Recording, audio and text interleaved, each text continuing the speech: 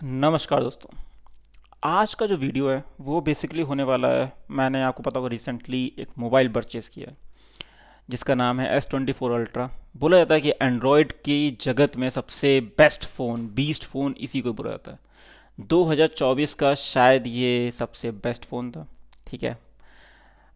इस फ़ोन को मुझे यूज़ करते हुए लगभग एक हफ़्ता होने वाला है। ठीक है, हो गया है लगभग एक हफ्ते। मेरा क्या इसके लिए ओपिनियन है, क्या चीज़ें हैं, वो सब चीज़ें मैं शेयर करना चाहता हूँ। अ, तो देखिए, मैंने पहले तो मैं आपको बता दूं कि ये फ़ोन का कलर है बेसिकली ग्रे। ठीक है। प्लस मैंने इसमें क्या क्या चीज़ें करवाई हैं। इसके अंदर एक स्क्रीन कोटिंग आती है जिसकी वजह से क्या है कि अगर आप बाहर धूप में हो तो जब स्क्रीन में चलाओगे तो आपको दिक्कत नहीं होगी देखने में, बाहर की सनलाइट की वजह से सब कुछ। तो वो जो चीज़ है वो आपको बेनिफिट तभी करेगी जब आप इस पर कोई टेम्पर नहीं लगवाओगे। अगर टेम्पर नहीं लगवाते हो तो इनका 2500 रुपये के दो गार्ड मिलते हैं सैमसंग की ऑफिशियल वेबसाइट पे। उसको गार्ड को आप लगवा सकते हो। वो गार्ड मतलब प्लास्टिक वाले गार्ड होते हैं जो आप पहले फ़ोन में नहीं देखते, लेमिनेशन करवाते थे, वैसा टाइप का गार्ड रहेगा। तो वो डलवा सकते हो। ठीक है। तो वो भी एंटी रिफ्लेक्टिंग कोडिंग वाला ही गार्ड रहता है। सो उसको भी आप यूज़ कर सकते हो। प्लस मैंने कवर के लिए स्पाइसजन का कवर लिया है और उसको मैंने इसके पीछे लगा रखा है। सो ये था मेरा मतलब, मैंने जो एक्स्ट्रा चीज़ें खर्च की हैं वो इस पे की हैं। प्लस मैंने एक 25 वॉट का चार्जर बाहर से ख़रीदा है सैमसंग की ऑफिशियल वेबसाइट से। इसको अब जैसे चार्जर की बात उठाई है मैंने, तो मैं बता दूं कि चार्ज होने में लगभग 1 घंटा 10 मिनट, 1 घंटा 20 मिनट लगते हैं अगर ज़ीरो परसेंट चार्ज है। ये मैंने इसको चार्ज करके देखा। प्लस अब इसकी कुछ यूजिबिलिटी बताता हूँ जो मुझे इसके अंदर, क्योंकि देखिए एक हफ्ता यूज़ करने के बाद मेरे अंदर एक्साइटमेंट है बहुत ज़्यादा कि मैंने इतना बड़ा महंगा फ़ोन खरीदा है, तो थोड़ा सा नहीं होता कि उसके लिए अटैचमेंट बहुत सारा। अटैचमेंट को थोड़ा साइड में रखते हैं। कुछ चीज़ें हैं जो मुझे इसकी निगेटिव दिखी, क्योंकि मैं उस प्रोस्पेक्टिव में भी सोच रहा था। कल 2-3 दिन से मैं लगातार सोचा था निगेटिव क्या है, क्योंकि स्मूथनेस के मामले में बहुत अच्छा है, नो डाउट। हर चीज़ बहुत ही स्मूथ चलती है इसमें। वन यूआई की चीज़ें, फीचर्स देख रहा था, बहुत अच्छे हैं। आप यूट्यूब खोलोगे तो बिल्कुल भाई बीस्ट मोड पे चलेगा, हर चीज़ बहुत अच्छी लगेगी आपको, कोई इशू नहीं लगेगा। स्क्रीन साइज़ भी बहुत बड़ा है कि आप इस पर पूरी कंटेंट वॉचिंग कर सकते हो अच्छे से। तो इशू कहाँ आता है, देखिए जब आप इस फ़ोन को पकड़ते हो तो आपने ऐसे पकड़ा तो आपको उतना कंफर्टेबल फील नहीं होता, लगता है यार गिर ना जाए फ़ोन, क्योंकि लगभग या 236 या 240 ग्राम के आसपास फ़ोन है ये। और केस लगाने के बाद 300 ग्राम पहुंच जाता है। टेम्पर्ड ग्लास लगवाने के बाद अच्छा खासा इसका वजन 300 ग्राम के ऊपर पहुंच जाता है। 300 ग्राम का फ़ोन जब आप ऐसे पकड़ते हो डर लगता है। आपको अपना दूसरा हाथ यूज़ करना ही पड़ेगा। और यहाँ तक कि जब भी आप इसका जो फिंगरप्रिंट देख रहे हो, ऐसे पकड़ के फिंगरप्रिंट खोलना थोड़ा सा डिफिकल्ट लगता है, क्योंकि आपको फिर ग्रेविटी के अकॉर्डिंग ऐसे फ़ोन रखना पड़ेगा कि नीचे बाहर रहे, आपकी एक उंगली ऐसी लगी रहनी चाहिए, ऐसा फील आता है। तो आपको दोनों हाथ से इसको पकड़ के ही एक तरह से आप खोलोगे। किसी के हाथ छोटे हैं तो बहुत दिक्कत होगी और ज़्यादा। सो ये एक बैड प्रोस्पेक्टिव है इस फ़ोन का, नो डाउट कि ये हैवी है। लेकिन ये नॉर्मल सी बात है, जब मैं आईपैड यूज़ करता हूँ तो मुझे वो उतना दिक्कत नहीं आती, सच बताऊँ तो। आप कुछ टाइम के लिए आपको लगेगा यार ये बहुत बड़ा हो गया, मेरे पुराने फ़ोन से मैं इसको कंपेयर करूँ तो छोटा है, ये बड़ा है, बहुत दिक्कत हो रही है, बहुत बड़ा फ़ोन है। लेकिन आप विद इन 1-2 वीक्स के अंदर इसके साथ यूजेबल हो जाओगे। इसको पॉकेट में डालना भी बहुत दिक्कत है, क्योंकि ये बहुत बड़ा फ़ोन है। ठीक है, 7 इंच के आसपास आता है, 6.8 इंच, तो लगभग 7 इंच के आसपास फ़ोन आ रहा है। तो पॉकेट में डालोगे तो आपको पता चलेगा 300 ग्राम का है, तो पॉकेट थोड़ी स्ट्रांग रखिएगा, 300 ग्राम बहुत होता है। ठीक है। इसके कॉर्नर्स है, तो कॉर्नर की वजह से आप इसको खड़ा कर सकते हो, कहीं भी खड़ा करना चाहते हो आप खड़ा कर लोगे। ठीक है, मैं दिखा दूंगा वीडियो बाद में। सो ये कहीं खड़ा करना चाहो खड़ा हो जाएगा। कॉर्नर भी अच्छे हैं इसके। ये जो इसके ग्रिल्स दिख रहे हैं ना, मुझे बहुत पसंद है इसके ग्रिल्स। ठीक है, एक टाइटेनियम फ्रेम की फील आती है थोड़े बहुत। जब टच करते हो तो हल्के हल्के फील होते हैं कि ये देखो यहाँ पे हल्के हल्के उंगली के निशान आ जाते हैं।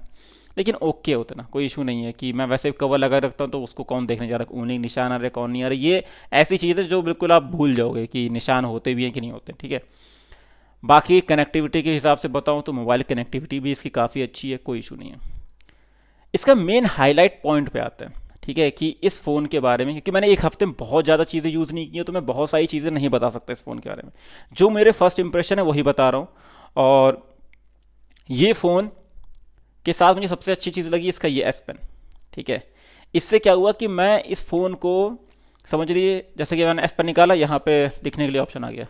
अब आपको पता है जैसे मैं लिख रहा हूँ तो इसमें एक साउंड आता है ना कि आप पेंसिल से जब पेपर पर लिखते हो तो खर खर की आवाज़ आती है, आप सुनिएगा।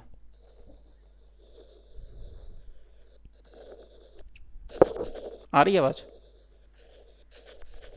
उम्मीद करता हूँ आवाज़ गई होगी उस पर। तो ये चीज़ चली जाती है, आप इस पर लिखोगे सब कुछ हो जाएगा। इसके साथ इसमें ब्लूटूथ कनेक्टिविटी, S25 अल्ट्रा में ब्लूटूथ कनेक्टिविटी हटा दी गई है। ब्लूटूथ कनेक्टिविटी की वजह से मुझे क्या फ़ायदा हुआ कि मैं इसको आराम से इस एस पेन से जब भी मुझे फ़ोटो खींचनी होगी तो मैं क्या करूँगा, जैसे मैंने फ़ोटो, ये देखा, ये फ़ोटो खींच रहा हूँ मैं अपनी, ठीक है, ये आप लोग के साथ मैं ऐसे फ़ोटो खींच रहा हूँ, ठीक है, इट्स लाइक दैट। ओके, अगर मैं इसको वापस से बैक करूँ, सो ये मेरी फ़ोटो खींचने जा रहा है, ठीक है। ये रहा एस पेन, ठीक है। इसको मैं जैसे दबाऊंगा, फ़ोटो खींच गई। सो ये एक चीज़ फीचर मुझे बहुत अच्छा लगा इसका, कि आप फ़ोटो खींच सकते हो। और ये मैं लगभग यहाँ से 10 मीटर तक की दूरी तक ले गया था, वहाँ से भी ये एस पेन क्लिक करके फ़ोटो खींच रहा था मेरी।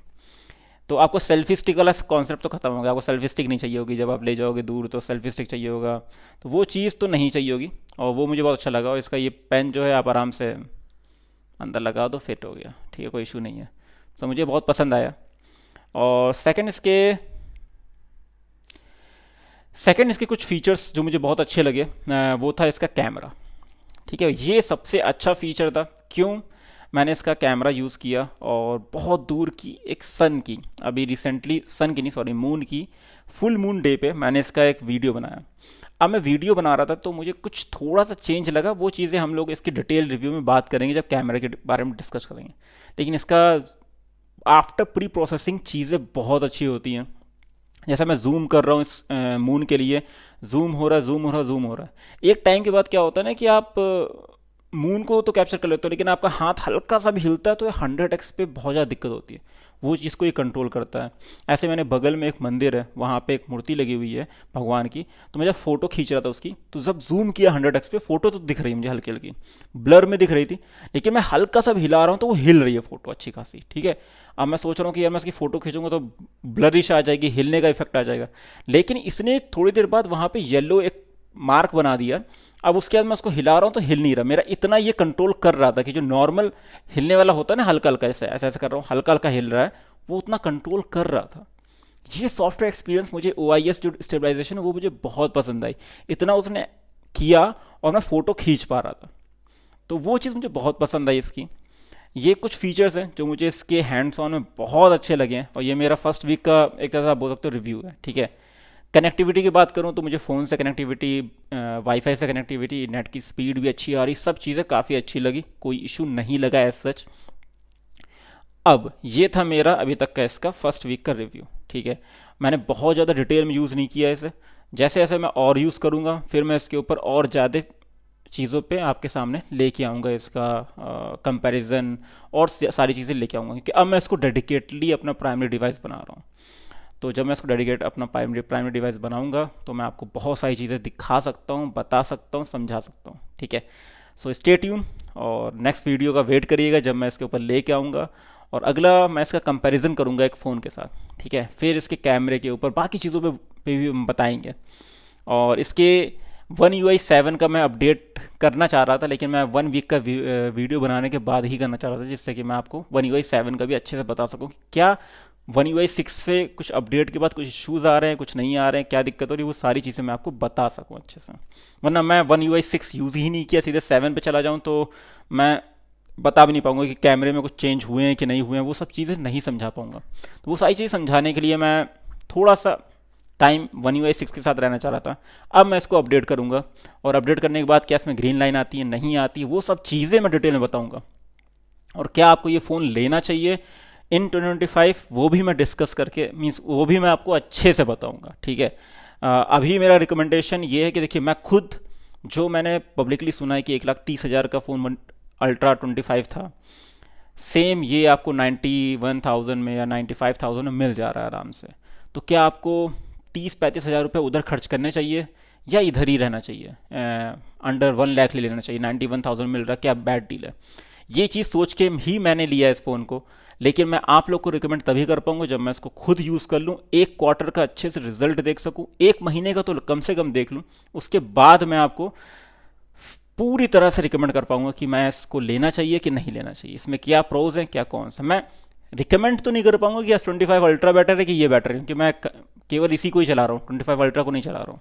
लेकिन हाँ, 40,000 रुपये का फ़र्क में तो मैं बोलूँगा ये बेटर रहेगा नहीं रहेगा, वो चीज़ मैं आपको एक महीने बाद ही बता पाऊंगा, जब मैं डेडिकेटेड इसको हर एस्पेक्ट में टेस्ट कर लूँगा।